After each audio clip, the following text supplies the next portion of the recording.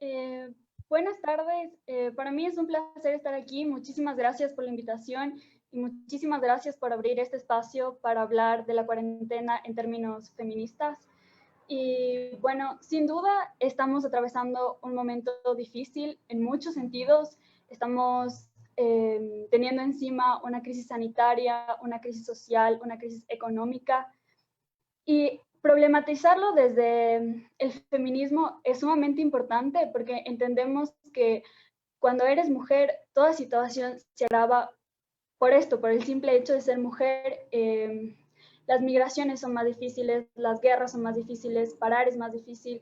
Y sin duda, todo este tema de la cuarentena es especialmente difícil para nosotras. Eh, y bueno, aquí quiero hablar como de dos principales como causas de que esta cuarentena sea especialmente difícil para nosotras. Y la primera es la violencia de género que se vive como a un nivel más macro, como intrafamiliar.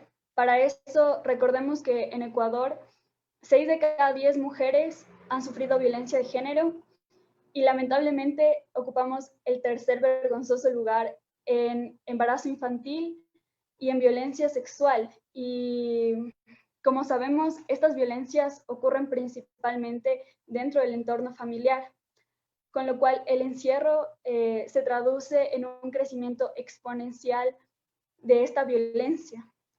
Y esto lo hemos registrado, por ejemplo, en las llamadas al 911, que se registran aproximadamente 250 llamadas diarias por esta causa. También del 12 de marzo al 16 de abril, la Defensoría Pública ha llevado 526 casos también por violencia de género. Y recordemos que siempre esto es un porcentaje del total de casos que realmente hay, porque muchas veces no se denuncia o no se actúa frente a estas denuncias. Y bueno, desde muchos espacios y colectivas feministas ya se ha estado como evidenciando este problema. Ayer, por ejemplo, tuvimos todo este lanzamiento de esta campaña que se llama Cuarentena en Red, que es para dar acompañamiento precisamente a mujeres que están atravesando esta difícil situación, principalmente en Guayaquil. Y así como muchas otras colectivas que se están organizando y están dando acompañamiento psicológico, también acompañamiento legal para estos casos. Pero sin duda la ausencia del Estado nos está pasando factura. Eh, y bueno, en este sentido lo que se exige desde las colectivas feministas es primero, que haya una inclusión de representantes feministas y del colectivo LGBTQ+, a nivel nacional para el diseño de políticas públicas con enfoque de género para todo este tiempo de cuarentena y tal. El otro es la activación de protocolos que permitan accionar frente a la violencia de género y la adaptación de los ya existentes a esta situación, porque sí, muchas instituciones ya poseen dichos protocolos, pero en estos momentos no pueden ser efectivos.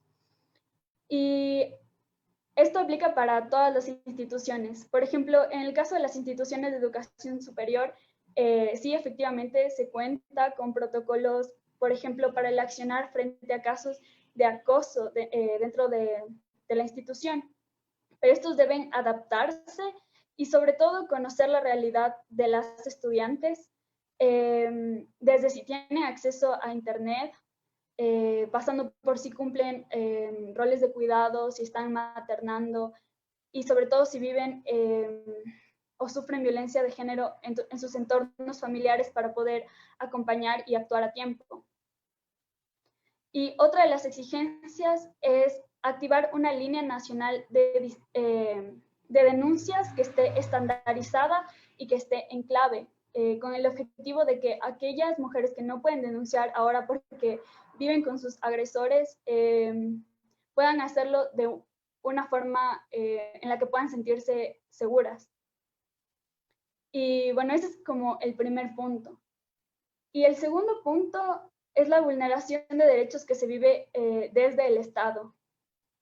En este último tiempo, sobre todo, aunque ya ha venido desde el inicio de este gobierno, se están tomando y haciendo reformas que son sumamente graves.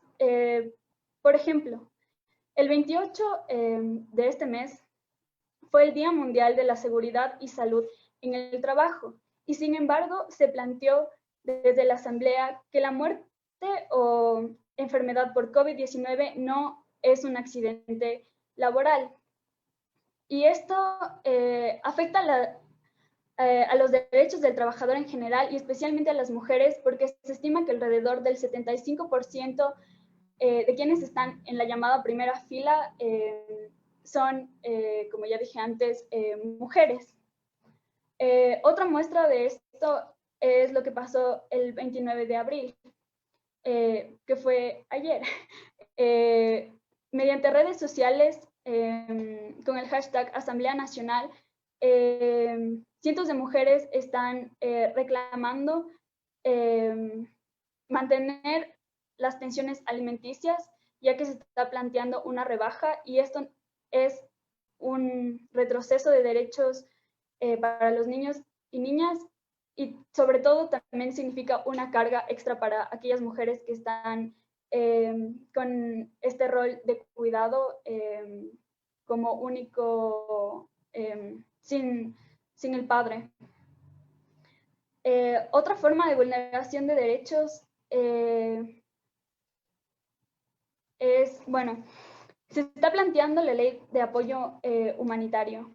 Y aquí, bueno, más sumado a los despidos que ya han habido, sumado a la reducción de salarios que también ya ha habido, más o menos el 65% de la deuda va a ser pagada por los y las trabajadores y no por las élites, y esto precariza la vida de la población en general.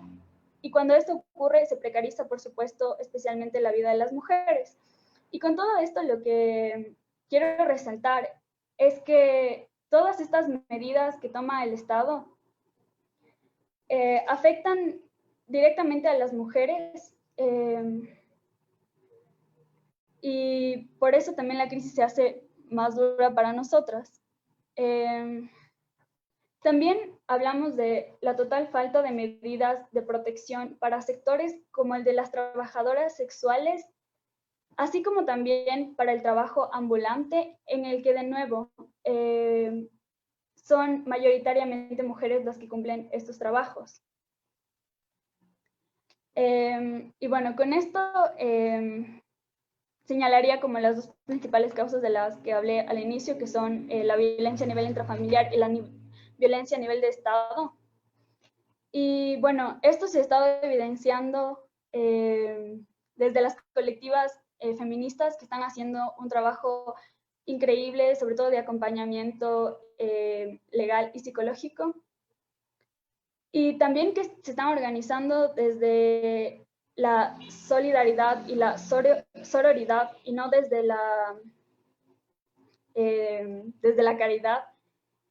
Y bueno, felicitar a todos estos colectivos por su trabajo de acompañamiento, y también llamar a seguir organizándose a toda esta fuerza organizativa que está surgiendo.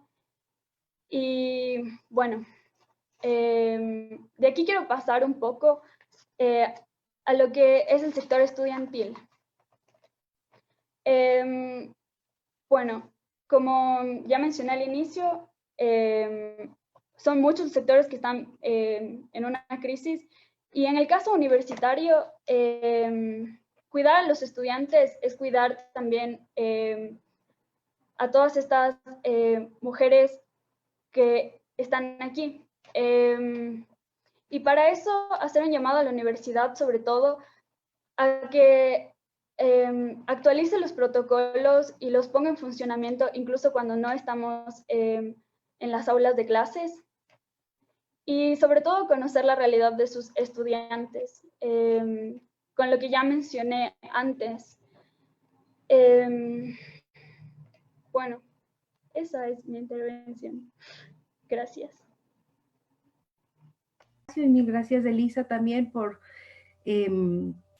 la denuncia que nos traes alrededor de las violencias que vivimos las mujeres y también de la esperanza que puede haber con el acompañamiento que muchas instituciones u organizaciones de mujeres están brindando para dar apoyo en estos casos. A mí me gustaría poder compartirles algunas ideas y algunas reflexiones que surgen a la luz de esta pandemia. Creo que es una situación poco común que nos ha tocado vivir como humanidad. A raíz de esto poder usarlo con esta perspectiva de género que surge precisamente de la lucha de las mujeres hace muchos años y que al tratarse sobre la vida de los hombres y las mujeres nos obliga a tomar una postura política y una definición a favor de estas causas. No sé si, Ari, le puedes poner, porfa, en modo presentación, por favor.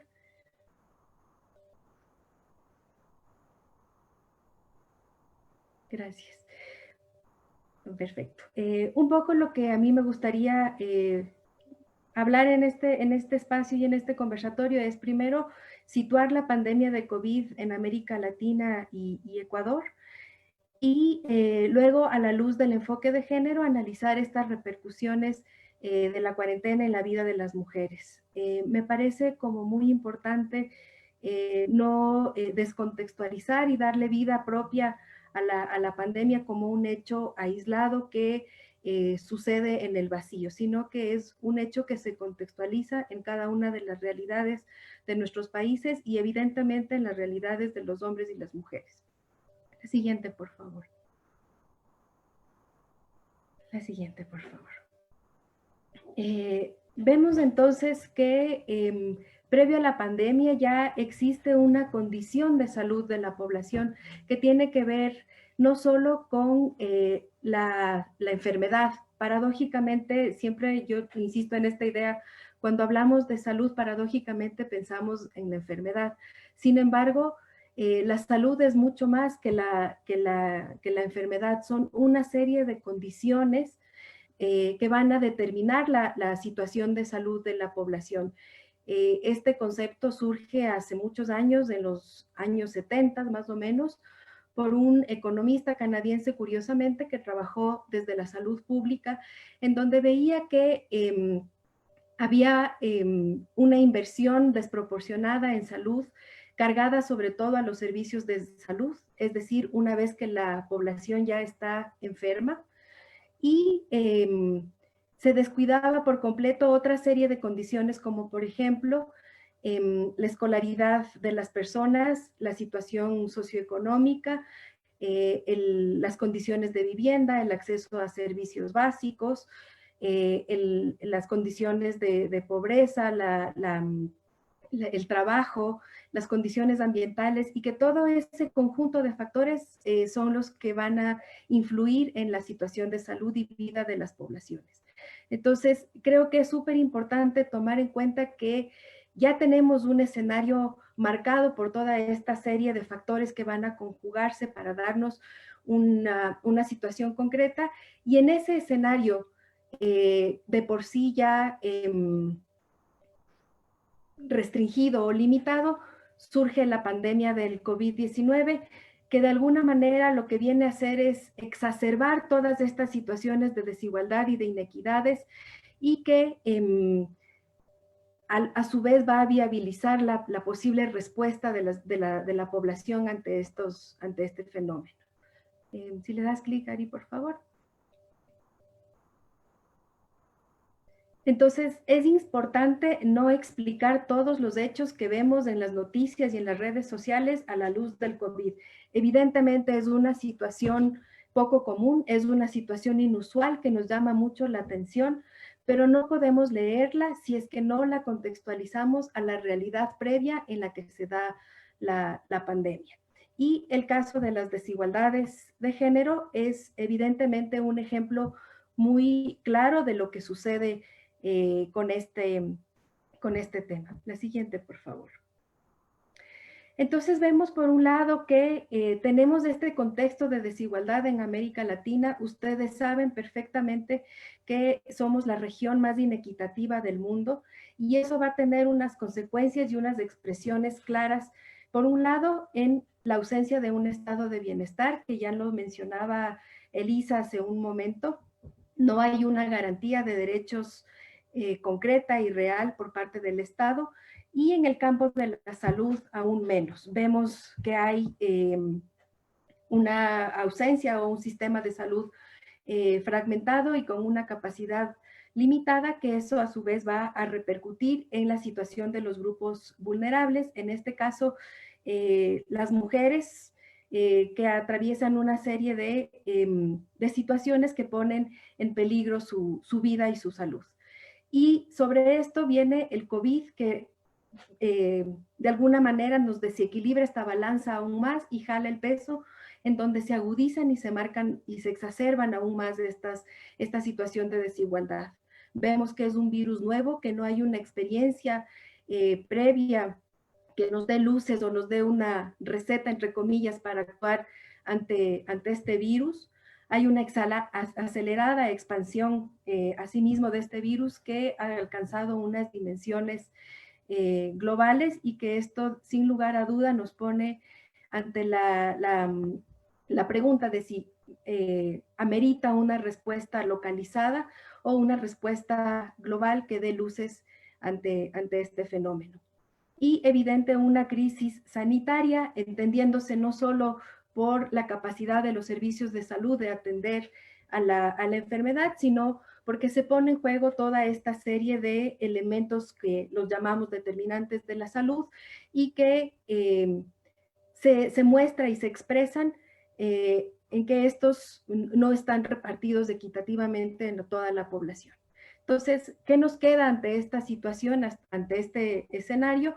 Pues algunas medidas que son las que han tomado los diferentes países, en este caso el aislamiento, luego distanciamiento social, que es el que Ecuador aparentemente ha caminado a partir del día lunes, 4 de mayo. Las medidas de protección y prevención que asimismo se lo ha repetido durante estos días de aislamiento muchas veces, el tema del uso de las mascarillas, el lavado de manos, todas estas precauciones que se han insistido mucho. Un elemento clave de salud pública y epidemiología, que es la captación y seguimiento de los casos y sus contactos. Lamentablemente en este punto Ecuador está siendo muy, muy débil, de la mano también de la incapacidad de poder identificar realmente a los casos positivos. Y por otro lado, todas estas medidas con la intención de que la respuesta del sistema de salud pueda ser dosificada y que no abarrotemos los diferentes servicios de salud, como puede ser en un contagio comunitario, como ya se ha visto en los escenarios dentro de Guayaquil y Quito mismo. Entonces, un poco la invitación y la reflexión para esta charla era asociar estos dos elementos, el aislamiento, probable distanciamiento social después. ¿Y qué pasa? La pregunta, ¿no? ¿Qué pasa con las mujeres en este caso?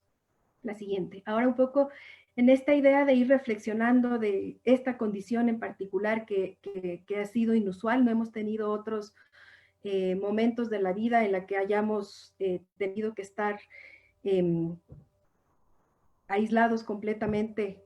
No ha sido el caso de los terremotos tampoco, ni de otras catástrofes que hemos sufrido como país, pero sí esta es una situación inusual que saca a la luz una serie de elementos. La siguiente, por favor.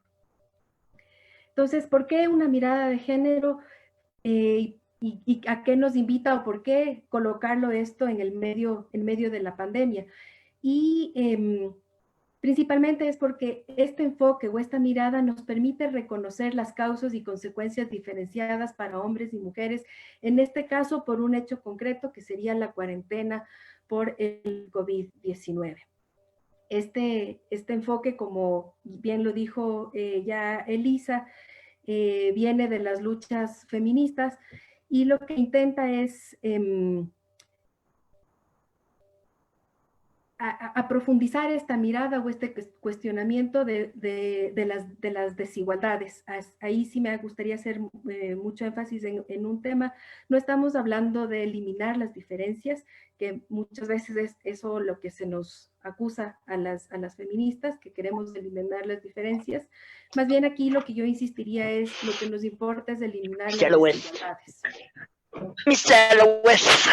Mr. Lewis, ¿sabes? Mr. Lewis. Entonces, con estos lo que vamos a hacer es poder profundizar un poco en lo que está, en lo que la cuarentena implica y conlleva en este periodo. La siguiente, por favor.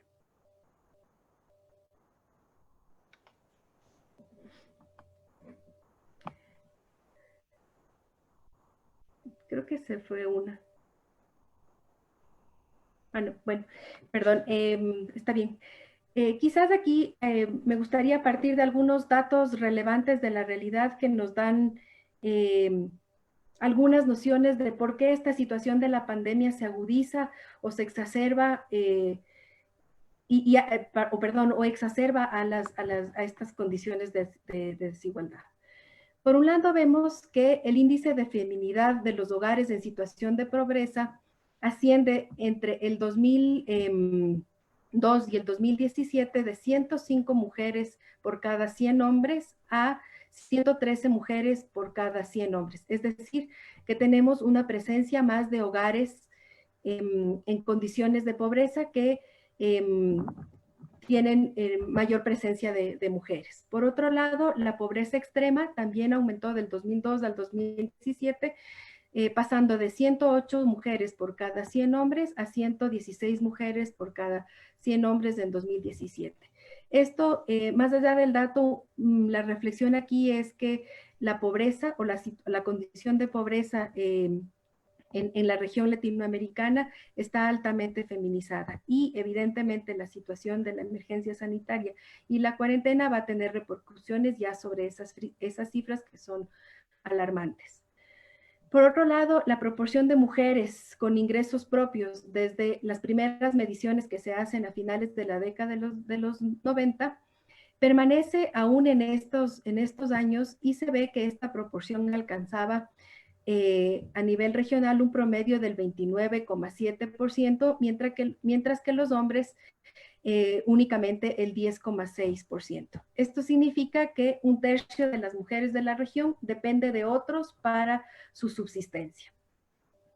Por otro lado, también vemos que a partir de la encuesta de condiciones, de la encuesta del uso del tiempo que se realizó en Ecuador en el 2012, vemos que una mujer trabaja en promedio 77,39 horas, mientras que un hombre trabaja 59,57 horas. Es decir, las mujeres trabajan casi un día más que los hombres. Estos datos son del 2012, no hemos tenido lamentablemente una actualización de esta encuesta, sin embargo, no deben haberse modificado mucho. Por otro lado está también que del total del tiempo a la semana, las mujeres destinan el 46% al trabajo, es decir, al trabajo remunerado y no remunerado, y solo el 54% del tiempo es su tiempo personal. Mientras que los hombres dedican el 40% al trabajo remunerado o no remunerado y el 60% es tiempo personal. Entonces ahí también vemos que hay una carga diferenciada. En promedio, la mujer dedica 31,49 horas a la semana al trabajo no remunerado, mientras que el hombre dedica 9,09 horas. La mayor diferencia se observa en el área rural, donde las mujeres trabajan en promedio 25,33 horas a la semana más que los hombres. Por otro lado, en marzo del 2018 se identificó que la tasa de empleo adecuado o pleno se ubicaba en el 47,2% para los hombres y en el 32,6% para las mujeres. La tasa de empleo adecuado para los hombres es 14,6 puntos porcentuales mayor que el de las mujeres. Y otro dato interesante es que en Ecuador, como ya lo había mencionado Elisa también, 65 de cada 100 mujeres ha experimentado por lo menos un hecho de violencia a lo largo de su vida. Entonces, creo que es importante tener en cuenta estas cifras, más allá de si son las últimas cifras, que en realidad no tenemos información actualizada de muchos de esta información, pero lo que nos da esto es un panorama de una carga inequitativa en relación al trabajo, a la remuneración, al pleno empleo, y que en condiciones de pandemia, de crisis sanitaria y de cuarentena, segura esto va a repercutir de manera negativa en la situación de las mujeres. La siguiente, por favor.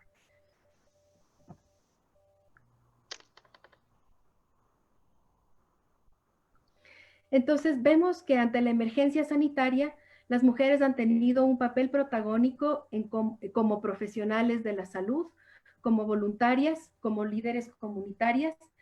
Vemos también que el impacto económico afectará de manera importante a las mujeres por lo que hemos mencionado anteriormente, pero sobre todo porque ellas se encuentran en el sector informal o muchas veces en el trabajo no remunerado. Por otro lado, también hay un aumento de los casos de violencia de género, que ya mencionaba Elisa. La violencia intrafamiliar efectivamente se ha disparado. Y también la explotación sexual como un medio de conseguir recursos ante la incertidumbre.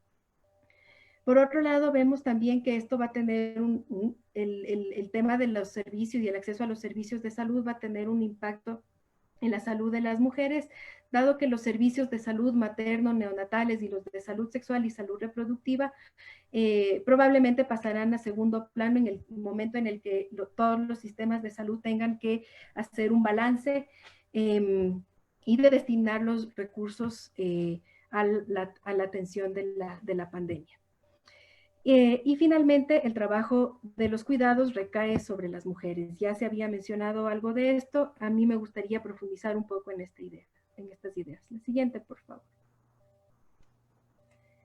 Vemos que la pandemia nos invita a pensar en la importancia de los cuidados para la sostenibilidad de la vida.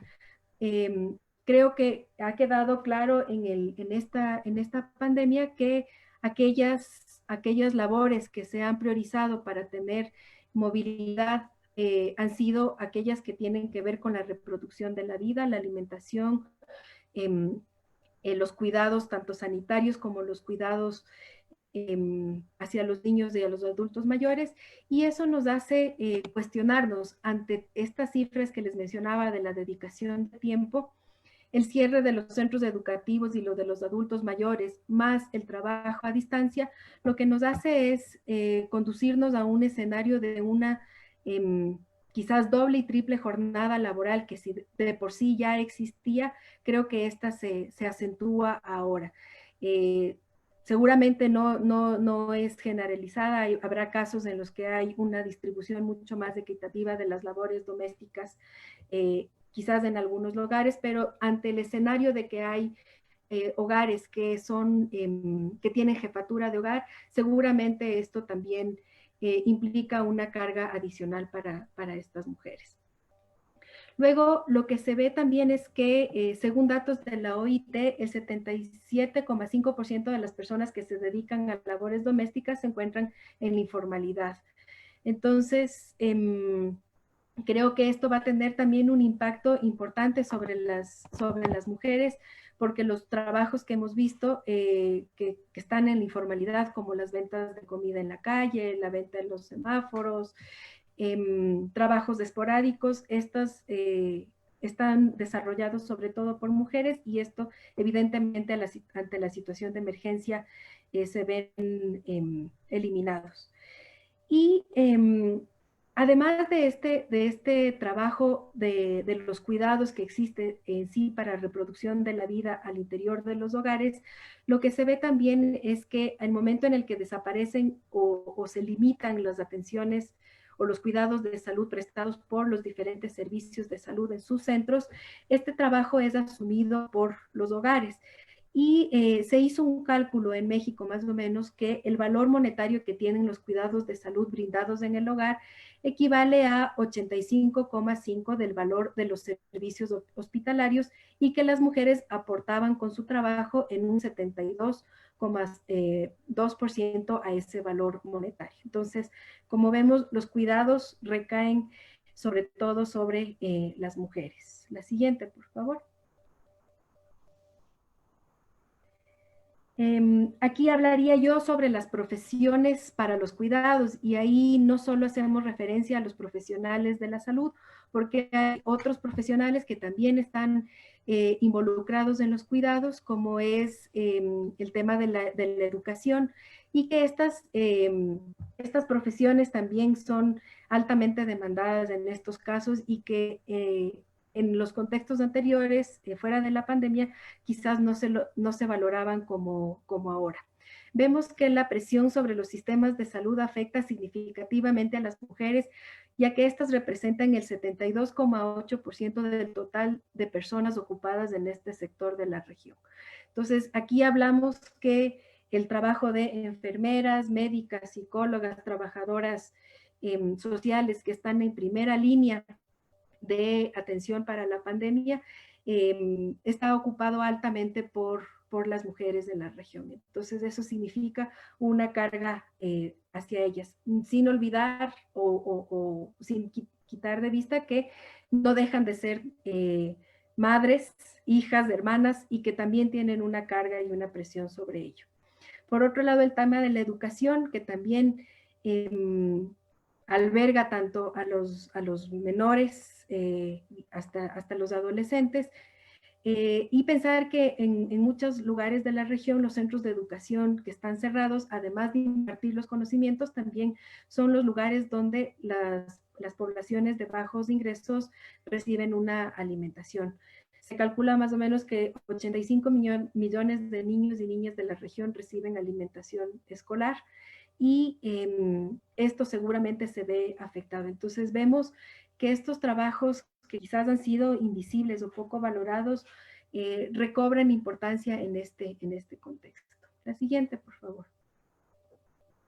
Y algunos elementos del tema de violencia de género, no profundicé mucho en esto porque sabía que Elisa lo iba a abordar, pero de los datos que se arrojan por parte del Consejo de Protección de Derechos de Quito, vemos que ha habido un aumento significativo de la violencia de género que durante la pandemia. El 55% de estas alertas han sido entre Quito y Guayaquil y a su vez vemos que la dificultad por la cuarentena ha impedido que se realicen las denuncias respectivas. A diferencia de el mes anterior a la pandemia, vemos que en abril únicamente se han recibido 80 denuncias. Entonces, esto contrariamente a ser una cifra alentadora, quizás nos deja muchas preguntas sobre la posibilidad de las denuncias que se están haciendo actualmente. Entonces, quizás esta sería la última lámina y con lo que me gustaría cerrar mucho es que tener mucho cuidado en darle una actoría al coronavirus como si fuera la razón que explica todas estas situaciones.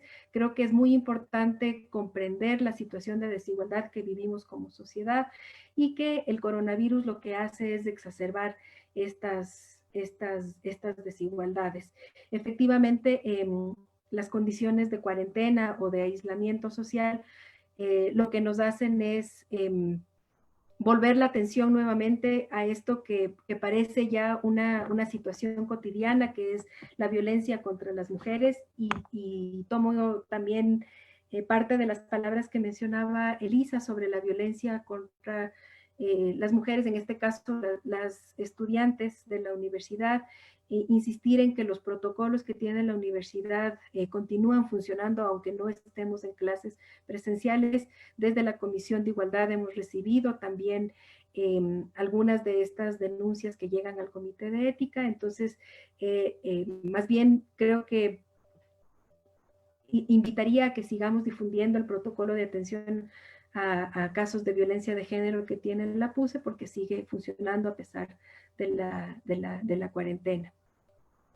Creo que es importante reflexionar dentro de nuestros propios hogares. Cada uno de nosotros estamos ahora conectados de casa. ¿Qué está sucediendo con todos estos elementos que ponen en entredicho la reproducción de la vida y como tal la situación de salud y vida de la población? Gracias.